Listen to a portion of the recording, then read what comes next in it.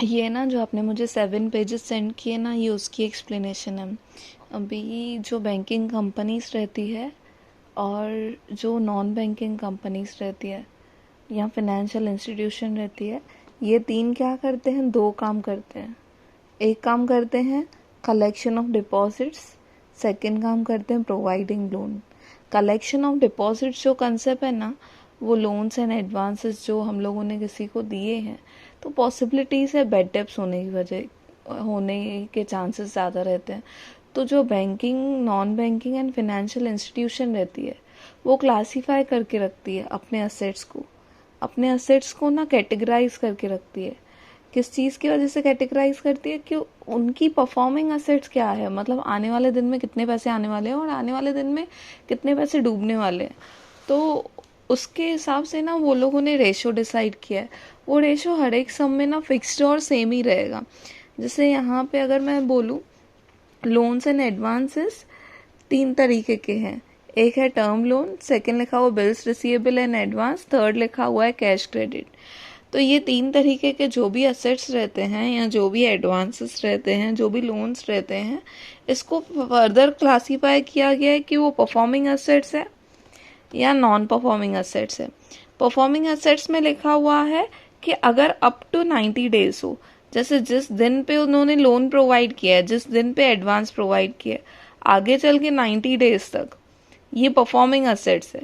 Performing assets मतलब ऐसे वाले असेट्स जो आने वाले दिन में हम लोगों को पैसे दे देंगे, गारंटेड पैसे मिलेंगे हम लोगों को। इसमें क्या है, नॉन परफॉर्मिंग असेट्स 90 डेज से ज़्यादा हो जाएगा ना, तो चांसेस कम होते हैं रिकवर करने के। और जैसे जैसे हमारे डेज इंक्रीज हो जाएंगे ना, वैसे वैसे बेड डेप्स के चांसेस ज़्यादा हो जाते हैं। तो इसके लिए नॉन परफॉर्मिंग असेट्स ऐसे। जब मैं बोलती हूँ परफॉर्मिंग असेट्स, उनको अक्रूवल बेसिस पे लिखते हैं। एक्रूवल बेसिस मतलब क्या, इनकम मिलने वाला है वो लिखते हैं परफॉर्मिंग में। क्यों? क्योंकि गारंटेड।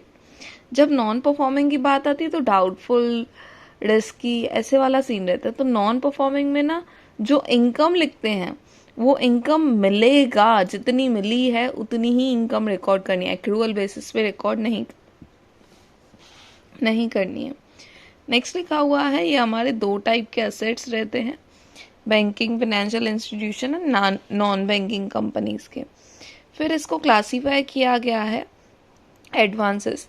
आपको ना अमाउंट दिया रहेगा, आपको परसेंटेज का खुद ही खुद ही निकालना है कि कितनी परसेंटेज लग सकती है।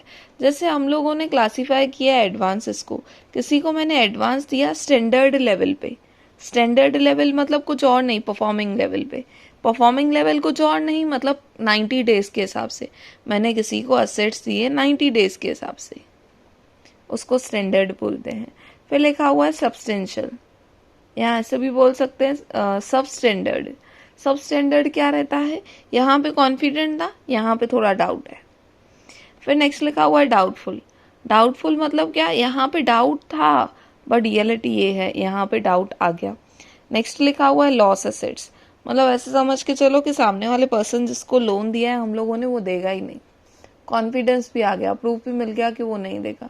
तो ये financial institution, banking, non banking financial companies ऐसे वाले प्रॉब्लम फेस करके रखती है। वो फेस करते करते ना उन लोगों ने ना प्रोविजंस बना के रखे हैं। प्रोविजंस मतलब कुछ और नहीं कि परसेंटेज, अपनी इनकम की परसेंटेज वो लोग साइड करके रखते हैं कि पॉसिबिलिटी से आने वाले दिन में बेड डेप्स हो। बट बेड डेप्स होने के बाद भी हमारी जो बैंकिंग इंस्टीट्यूशन है या फाइनेंशियल इंस्टीट्यूशन है, वो डूबनी नहीं चाहिए। जिसके पैसे लगे हो उनको पैसे रिटर्न भी मिलने चाहिए। तो इसके लिए वो लोग क्लासीफाई करके रखते हैं कि इतना हम लोगों को सेविंग करनी है, इतना हम लोगों को डिस्ट्रीब्यूशन फॉर्म में देना है। अभी ये क्लासिफिकेशन है। क्लासिफिकेशन में ना स्टैंडर्ड क्या है, हमारा परफॉर्मिंग असेट्स है। परफॉर्मिंग असेट्स कैसे रहते हैं, अप टू 90 डेज।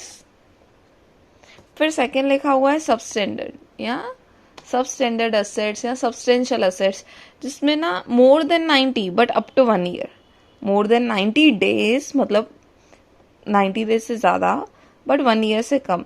बट अगर डाउटफुल बोले तो इसमें लिखा हुआ है ड्यू डेट 1 ईयर तक हमारे डाउटफुल है। पॉसिबिलिटीज़ है कि कुछ निकम्मे लोग रहे जो हम लोगों को 1 साल से भी ज़्यादा घुमा रहे हैं पैसे देने के लिए। तो पैसे देने के लिए अगर 1 साल से ज़्यादा घुमा रहे हैं बट अप टू 3 years घुमा रहे तो वो सेकंड कैटेगरी है। कुछ तो असेट्स होल्डर या जो हमारे यहाँ से लोन लेके गए हैं, हमारी खुद की बैंक चल रही है, हमारे यहाँ से लोन लेके गए, सब वेरिफिकेशन डॉक्यूमेंटेशन प्रॉपर है, पर 3 साल से भी ज़्यादा लगा दिए पैसे रिटर्न करने में, तो बैंकिंग कंपनी अपने प्रोविजन में रिकॉर्ड करके रखती है कि ये पॉसिबिलिटी से मिल जाएगा, अगर नहीं मिला तो पहले से ही लॉस दिखा के रखती है। यहाँ तक ना ये एक्सप्लेनेशन सब खत्म हुआ। अभी परसेंटेज ना आपको हर एक उसमें ना फिक्स्ड, मतलब ये याद करनी है, ये उसका फॉर्मेट है, हर एक सम में ना फिक्स्ड ऐसी वाली ही परसेंटेज लगानी है। जैसे लिखा हुआ है स्टैंडर्ड मतलब up to 90 days, standard up to 90 days. इसमें लिखा हुआ है डायरेक्ट एडवांस हम लोगों ने एग्रीकल्चर पर्पस के लिए दी है, कोई और नहीं, एग्रीकल्चर पर्पस के लिए। एग्रीकल्चर वाले लोग ना, फार्मर्स लोग जो रहते हैं, वो बहुत ऐसे बोल सकते हैं कि बहुत nominal amount of profit earn करते हैं, और सीजन ऑफ हो गई तो उनका प्रॉफिट भी बंद हो जाता है। तो इनके जो भी स्टैंडर्ड ऑफ असेट्स रहेंगे ना, तो इसमें गवर्नमेंट या बैंकिंग इंस्टीट्यूशन पॉसिबल करती है कि इनके बेड डेब्ट्स कम हो। और अगर बेड डेब्ट्स कम हो तो रीज़न क्या रहेगा, वो कैश बेसिस पे ट्रांजैक्शन करे। कैश बेसिस पे ट्रांजैक्शन करेंगे तो सही है ना, उधारी वाला काम इसमें है ही नहीं। अगर नहीं है इनका उधारी वाला काम, तो इसमें कैसे रहता है, स्टैंडर्ड असेट्स में जो एग्रीकल्चर है 0.25, आप ये ध्यान देना, जब ना 0.25 रहेगा ना, तो ये 0.25 25% मत निकाला, 0.25 मतलब हाफ का हाफ है वो। तो ऐसे बोला जाता है कि मैक्सिमम लेवल पे एग्रीकल्चरिस्ट क्या करते हैं, कैश ट्रांजैक्शन करते हैं, और कैश ट्रांजैक्शन उन्होंने कर दी तो रिमेनिंग क्या रहेगा, जो पॉसिबिलिटीज है क्रेडिट पे रहेगा। अभी क्रेडिट पे इतनी कम ट्रांजैक्शन रहेगी तो वो लोग क्या निकालते हैं, अमाउंट का 0.25% निकालते हैं। बहुत सारे कमर्शियल रियल स्टेट रहते हैं, रियल स्टेट मतलब बनी बनाई बिल्डिंग, शॉप्स, कमर्शियल प्लाजा, ये वो पैलेस, तो जो भी रहते हैं ना, वो कमर्शियल लेवल पे हम लोगों ने रेंट पे देके रखे हैं। अगर उनके यहाँ से ना हम लोगों को रेंट नहीं मिली, अभी वो घर, दुकान और या जो भी चीज़ें हैं ना, वो हमारे एसेट्स है, और अगर रेंट नहीं मिली या प्रिंसिपल अमाउंट या ओरिजिनल अमाउंट ही रिसीव नहीं हुआ, तो इसमें पॉसिबिलिटी से लॉस होगा। तो इसमें ये पॉसिबिलिटी से 1% का लॉस होगा। जब वही रियल स्टेट रेसिडेंशियल पर्पस के लिए आती है, तो रेसिडेंशियल पर्पस के लिए लोग रहने के लिए रिस्क नहीं लेते, इसलिए 0.75 की लॉस दिखा सकते हैं, प्रोविजन क्रिएट कर सकते हैं।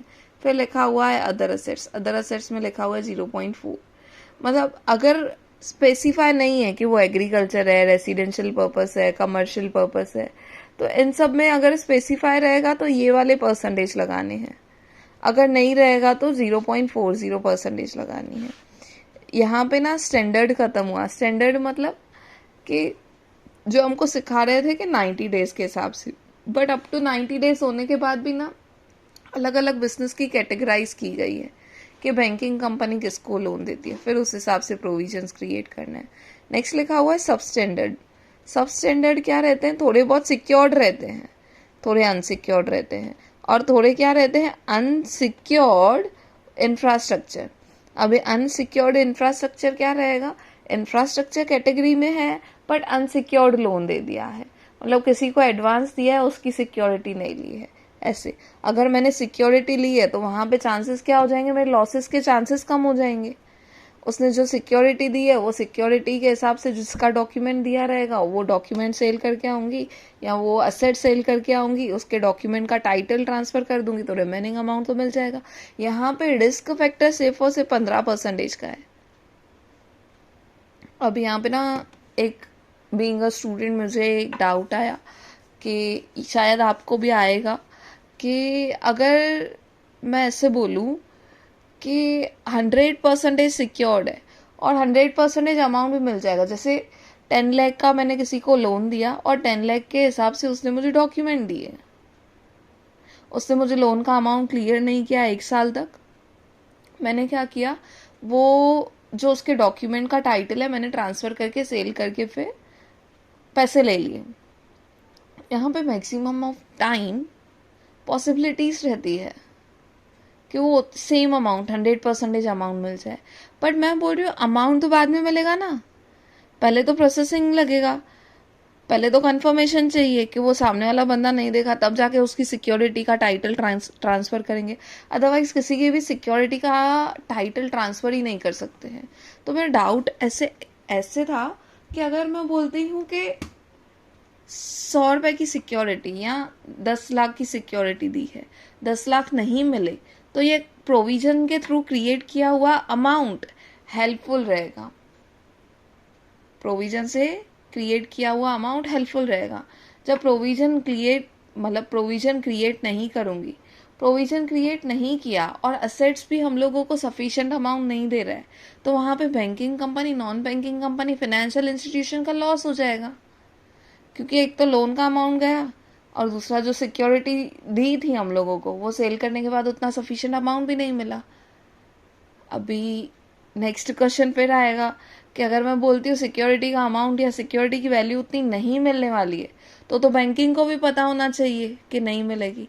बेटा पॉसिबिलिटीज है fluctuation of value of assets हो, जैसे फैशन ट्रेंड हुआ या फैशन चेंज हुआ, ट्रेंड चेंज हुआ, इसकी वजह से भी तो वैल्यू ऑफ बिजनेस डाउन हो जाती है, इसकी वजह से भी वैल्यू ऑफ कमोडिटीज डाउन हो जाती है, वैल्यू ऑफ असेट्स डाउन हो जाते हैं। तो ये सब चीज़ें हैं कि पहले से ही प्रायर डिसाइड करके प्रोविजन क्रिएट करके बॉक्स में साइड करके रखते हैं। जब अनसर्टेनिटी आएगी वही फंड्स यूज़ करते हैं वो लोग। स्टैंडर्ड में लिखा हुआ है अनसिक्योर्ड एक्सपोजर, अभी अदर यहाँ all assets, other than that infrastructure में 20% है, अदर देन इंफ्रास्ट्रक्चर अगर अनसिक्योर्ड है तो 25% है। जैसे मैं बोलूँ टेक्सटाइल बिजनेस को लोन दिया गया है, किसने दिया था? बैंकिंग ने दिया, सब प्रोविजन खत्म हो गया उसका। बट अगर रिस्की है तो 25% बैंक की रिस्पॉन्सिबिलिटी है प्रोविजन क्रिएट करके रखना। प्रोविजन में थोड़े बहुत पैसे साइड करके रखना, अगर उसने नहीं भी दिए तो 100% लॉस नहीं होगा। नेक्स्ट लिखा हुआ है डाउटफुल एडवांसेस। डाउटफुल एडवांसेस में लिखा हुआ है अनसिक्योर्ड पोर्शन, अनसिक्योर्ड पोर्शन, और सेकंड लिखा हुआ है सिक्योर्ड पोर्शन। अनसिक्योर्ड पोर्शन मतलब देखो, जब आपका डाउटफुल है और 90 डेज से ज़्यादा भी हो चुके हैं वो लोन जिसको आपने दिया था, और उसने कोई सिक्योरिटी भी नहीं दी, फिर भी आप रेडी थे उसको लोन देने के लिए। अभी लोन दे दिया है ना, 90 डेज से ज़्यादा हो गए और सामने वाला बंदा दे भी नहीं रहा है। लोन दिया है, 90 डेज से ज़्यादा हो गया ना, सामने वाला बंदा रिटर्न नहीं कर रहा है, ऐसे वाले सिचुएशन में डाउटफुल तो रहेगी, बट कोई सिक्योरिटी भी तो नहीं है, तो मतलब ऐसे समझो कि 100% पैसे आपके डूब जाएंगे। जब सिक्योरिटी दी जाती है अप टू 1 ईयर लगेगा ना टाइम, तो मुझे थोड़ा डर कम लगेगा, बिकॉज सिक्योरिटी है 25%। कभी बहुत ज़्यादा टाइम हो जाता है ना, तो उसकी सिक्योरिटी, उस प्रॉपर्टी की, उस रियल एस्टेट की वैल्यू भी नहीं बचती है। इसमें लिखा हुआ है जिसको हम लोगों ने लोन दिया है उसने पर्टिकुलरली क्या किया है, रिटर्न नहीं किया है, 1 साल से ज़्यादा हो गया उसको और 3 साल से कम हुए, तो उसका प्रोविजन क्रिएट होगा बट 40% का क्रिएट होगा, क्योंकि चांसेस ज़्यादा इंक्रीज हो जाएंगे बैड डेब्ट्स के। तो 25 की कंपैरिजन में 40 ज़्यादा है। जैसे ही मैं बोलती हूँ 3 साल से ज़्यादा हो गया किसी को लोन देके, तो वहाँ पे 100% चांसेस है बैड डेब्ट्स होने का। और नेक्स्ट लिखा हुआ है लॉस असेट्स। लॉस असेट्स भी सेम ही रहते हैं, अनसिक्योर्ड रहेंगे, डाउटफुल रहेंगे, इसके पैसे आने वाले ही नहीं है, मोर देन 90 डेज के हिसाब से रहेंगे, तो वो सब ना, ये सब प्रोविजंस है। अभी इसका फॉर्मेट कैसे बनाते हैं, इसका ना मैं फोटो या स्क्रीनशॉट कहीं से निकाल के आपको सेंड कर दूंगी।